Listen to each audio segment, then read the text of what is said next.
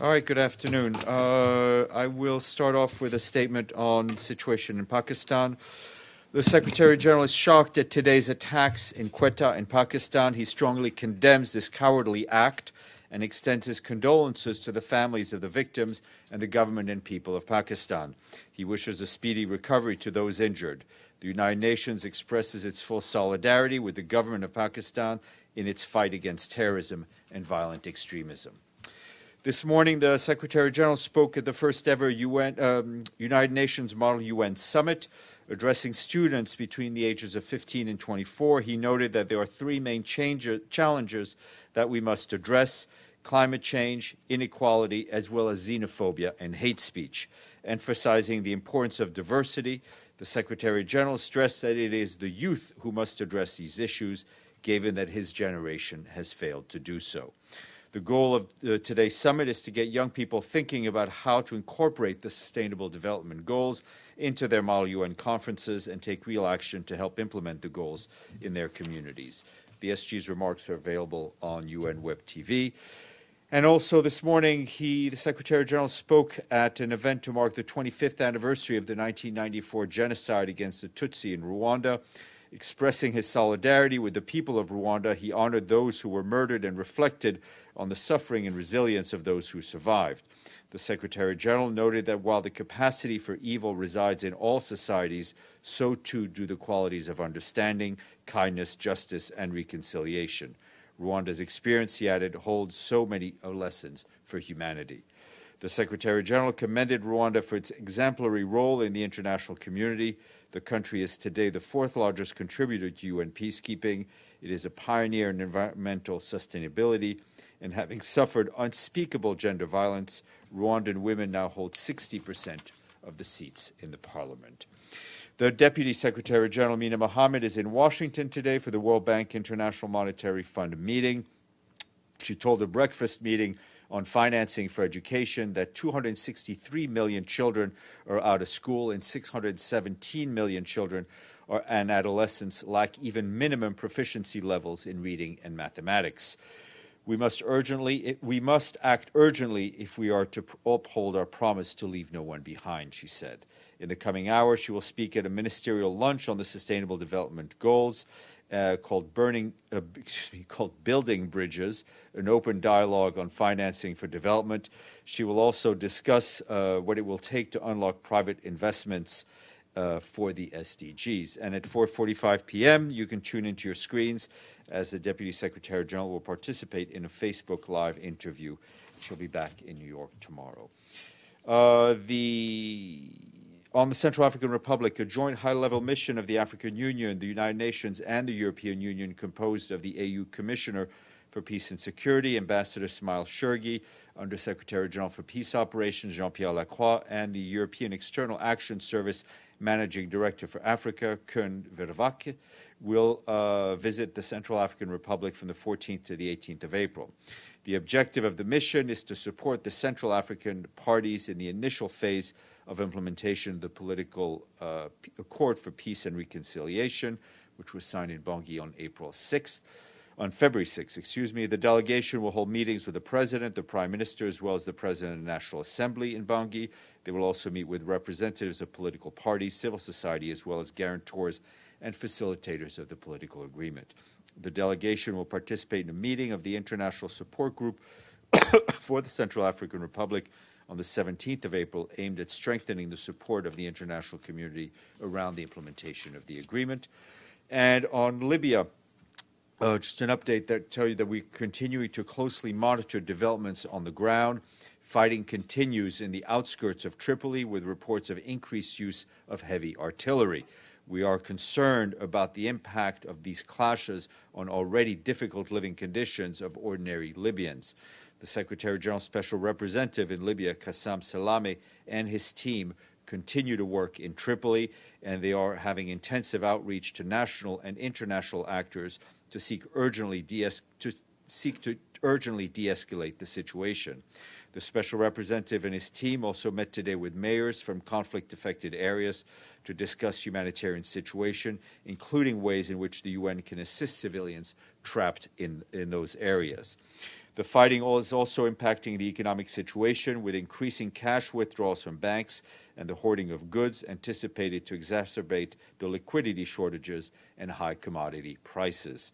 Our humanitarian colleagues tell us that almost 10,000 people have now fled their homes in areas affected by the ongoing fighting in and around the Libyan capital.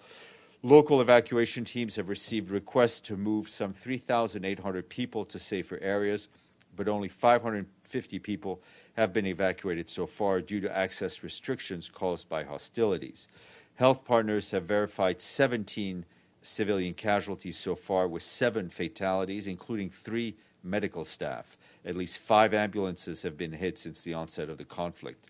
We continue to call for a humanitarian pause to allow people to safely evacuate and emergency services to get through, and for all parties to abide by their obligations under international humanitarian law. Medical facilities, medical personnel, and medical transport must be respected and protected at all times. Also an update on Tunisia and the arrest of Monsef Kartas.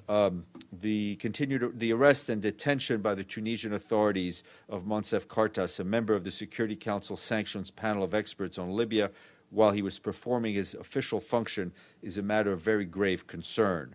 We are aware that as of yesterday, April 11th, Mr. Kartas was brought before an investigative judge, and understand that the judge has decided to continue the detention of Mr. Kartas. The continued detention is in violation of the privileges and immunities that Mr. Kartas enjoys, which are held in the interest of the United Nations. Mr. Kartas is an expert on mission for the UN and enjoys specific privileges and immunities under Article 6, Section 22 of the Convention on Privileges of Immunities of the UN. The procedures for addressing his immunity is clearly spelled out in the Convention. Since March 29th, we have sought to engage with the government of Tunisia, including through 4 successive note verbals that explained our legal position and invited the government to share relevant information with the United Nations regarding the basis for his arrest and continued detention. We are very concerned that to date the government has failed to provide an adequate response in line with the international legal obligations under the Convention. A United Nations official has visited Mr. Kartas in detention to ascertain his health and well-being and will seek to do so periodically. Mr. Kartas has legal representation with whom the UN is in close contact. As you are aware, we have engaged with the government at the highest levels and will continue to urgently seek constructive engagement by the government of Tunisia on this very serious matter.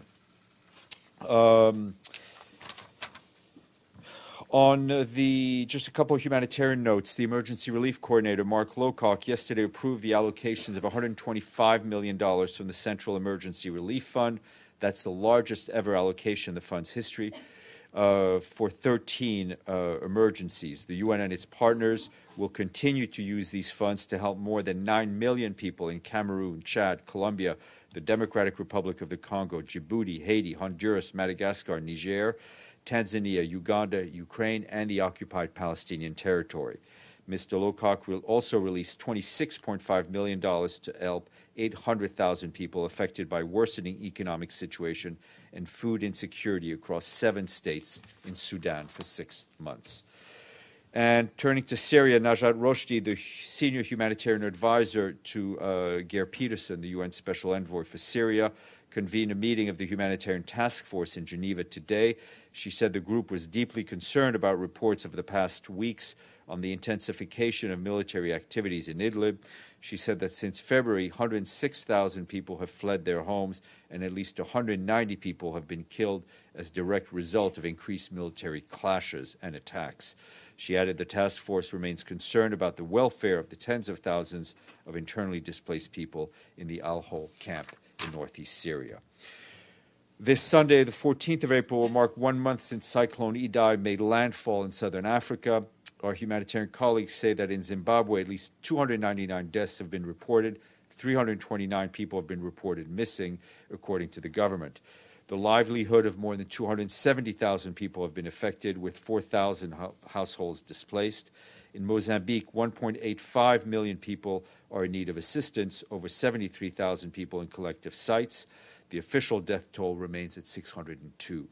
An oral cholera vaccination campaign has been completed with 803,125 people vaccinated. And in Malawi, more than 730,000 people in need of assistance are in the country. UN agencies and partners have provided some 90,000 households with assistance, including food, water, and sanitation, health, nutrition, shelter, and protection.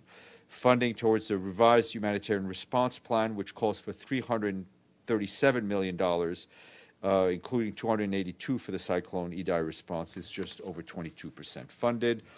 And lastly, Carlos Ruiz, the Secretary-General's Special Representative for Colombia, briefed the Security Council this morning, and he noted that recent weeks have been dominated by divisive debates regarding transitional justice, a contentious issue in most peace processes. He told Council members that we continue to stress the Secretary-General's call for prompt action by all concerned to ensure that a statutory law consistent with the peace agreement is put into place as soon as possible. No more words. Questions? Yes, sir. Thank you, Stefan. Stefan, besides everything else that's going on in the world, Iran just wrote a letter to the Secretary-General that it's the United States designation of Islamic Guard as a terrorist organization will exacerbate the situation in the Middle East, especially around Syria and so forth. That letter has been sent to the Secretary-General. Has he seen that letter? Does he have any opinion on that? Where does the situation stand as far as Iranian National Guard is concerned? That was a unilateral decision by one member state on this designation. I don't have any specific comment on it. I will look to see if we've received that letter. But they've also asked that letter be made, circulated. Yeah, I mean, if that's the case, we do that routinely as our role as Secretariat to the various legislative bodies. And has the Pakistani government sought any help from United Nations about the situation in Quetta? Not that I'm aware at this level. There perhaps have been contacts at the country level. Evelyn. Thank you, Steph. Does the UN still hope for a humanitarian truce in Libya, and is there any sign of progress on it? It doesn't seem like it with the fighting, but well, I it's mean, still a I goal. think you've answered your question. The fighting is continuing, so there's been no let up in the fighting. There's in fact been increased use of heavy artillery, which one can only imagine the devastating impact that could have, especially in urban areas. The fighting is not allowing people to flee. We've seen the targeting, or at least the hitting of medical personnel, of ambulances, which is completely unacceptable. We continue to be on the ground in touch with the parties and continue to plead for at least a humanitarian pause so people can flee safely and aid can come in. Errol and then Yassine. Thank you. Steph, also on Libya, I know that we all know that the Secretary-General is very much analytical mind, and I would like to ask this philosophical question. How does he see, what are the root causes? How did he see, or he's seeing the root causes of this fighting in Libya? And also, if you want to touch on or comment on the reports that Haftar is backed by Saudi Arabia finances, and also many are saying, and media reports are saying that he is Putin's Russian man as well. Well, listen, we all read the same things, right? About what influence countries may have on the various parties in Libya. What is essential for us is that not only the leaders of the various parties, but all those countries that may have an influence over the parties, push them towards a humanitarian pause, and further along, push them towards a political agreement, which is what Mr. Salameh has been trying to work on now for quite some time. As to the root causes of the conflict, I don't think we have the A, I don't have the intellect, and B, I don't have the time to go into the story, the history of Libya through the ages, is what has led us to this very point. What is clear is that those who have their fingers on the trigger need to stop the shooting. Yeah. Thanks, Steph. Let him finish up. Just to say, neither I had the intellect to ask that question. But no, you had the intellect to ask. I don't have the intellect to answer. No, but indeed, knowing how Secretary General is well advised, he knows details. So I'm not saying the Secretary General doesn't have the intellect to answer that question. I don't. Yassine. Thank you, Steph. Did you have any update about Sudan, what's going on right now? Yeah, I mean, obviously, we continue to follow that situation extremely closely. The Assistant Secretary General, Bintu Keita, will be briefing the Security Council in close consultations in a short while, if she hasn't already begun to do so. What is important for us is that the fundamental freedom of the Sudanese people, the fundamental liberties of all Sudanese citizens be upheld, and that those in power avoid actions that undermine the security and stability of the country or impact the delivery of humanitarian assistance. We continue to call for restraint by all. Obviously, as you know, we also have a mission, joint mission, UNAMID. Our staff there are also closely monitoring the situation in Darfur. Tensions are being reported in several locations, including Al-Fasher, near Titi, Nyala, Zelinge, among others.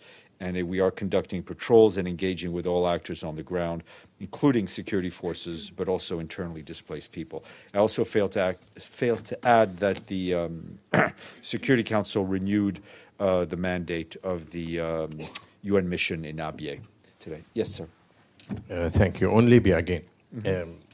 Is there any plan to evacuate UN staff from Tripoli if the situation continues to be worsening? And how many staff do you have? I have another question on the same subject. Okay, I'm not going to go into, for obvious reasons you can understand, the exact number of staff that remain in Libya. What is important is that the leadership of the mission, Mr. Salameh and his staff, are remaining there, are continuing to work, engaging with political actors, trying to get this humanitarian truce, trying to help the Libyan people as much as possible.